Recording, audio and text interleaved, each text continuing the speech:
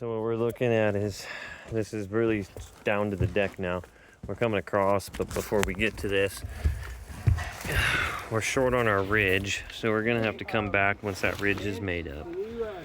The only thing I'm seeing with this wall is, you know, we weren't wanting to mess with this wall, but now I see the only way to really get under there. And if you see, that's it's down to the deck, and the panels are cut super tight to the deck too. I can't get it loose. I mean, this thing is screwed to the wall tight. So to get a panel down under there and scooped up underneath with a bend return is going to be, I mean, it's going to be impossible. Nothing's impossible though. I have a few plans, is to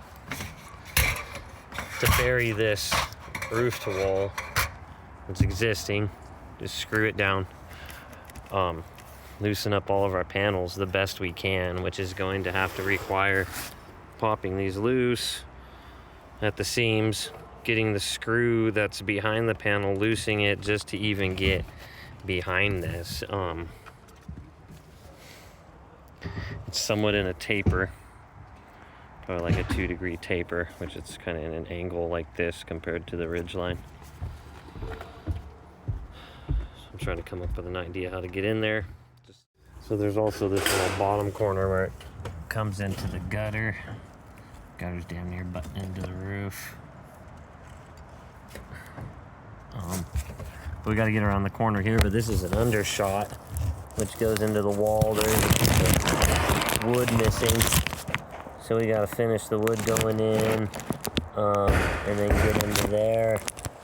Get that off somehow. It's part of the wall. Man, this thing's just so tight.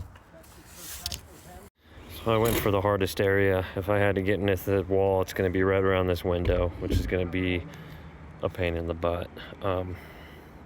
It's too tight to the deck, so as you see, as I peel it, I mean, I can't even get my finger in between the cut. I can't get my fingers underneath. My fingers stop. As far as I can push is right here, and it's just too tight. It's touching the deck. Every panel's been butyl caulked. I was hoping to slide metal in just underneath my panels. Like if I got these panels loose, just nail this metal down. Just forget about it. I got more roof to wall down on the ground. I got about 5 sticks. It's about this dimension too. So I'm thinking about nailing this down, loosening up all of our panels. When we bring these panels across, the very last panel that's coming in is going to have a taper cut to it. We'll do a taper cut with a bend up on the panel, right?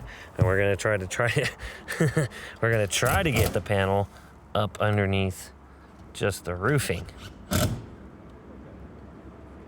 If we get up underneath the roofing, I have enough spacing with this cut to where I think I can push the metal roofing back into place after we get the metal panel under there and new roof to wall. Counter. We have counter down there in the custom one too.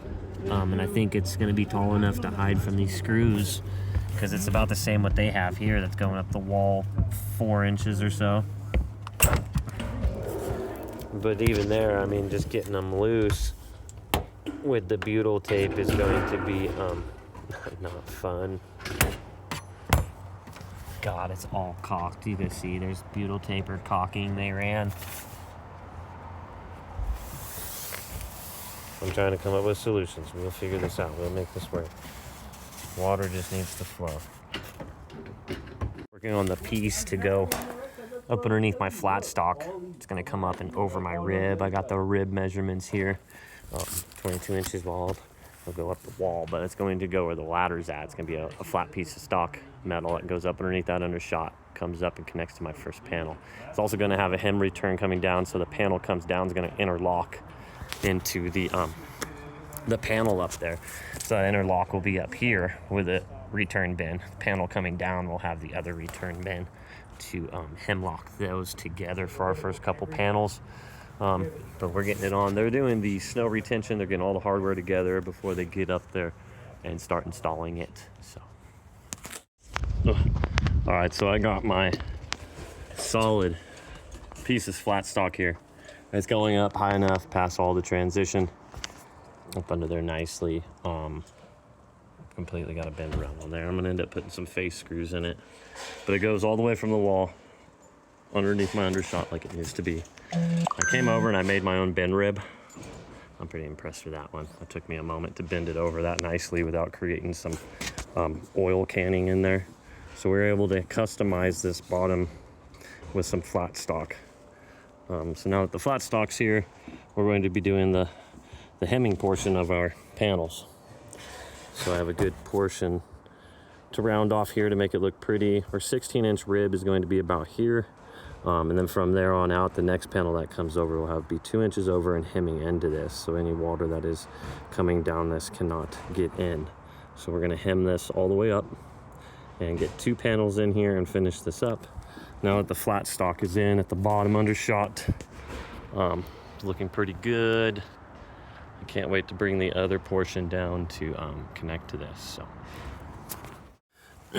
So far so good. I've been able to hem this side over. I'm trying the best I can to get it over. The best thing that fits in there is actually this. By the time it latches in, I can fold it almost all the way over to get a good bend hemmed, and then I'm going to do it to the other panel to bend hem it in together. And once that's on there, I think we're going to be golden to go. I got to put in my one panel that runs up the red line here, and then I got to do my angle panel. So I do got to do 2 little trick panels. So I'm trying to look on this thing to where it comes all the way down, and then onto my flat stock area. I ended up dumping chalk. Don't worry, I'll clean that off, boss. I know that'll be the first thing you see. I'll wipe all that off. But my flat stock looks really bitchin'. I'm really proud of that. But I'll get this done. It can be good. Here you go.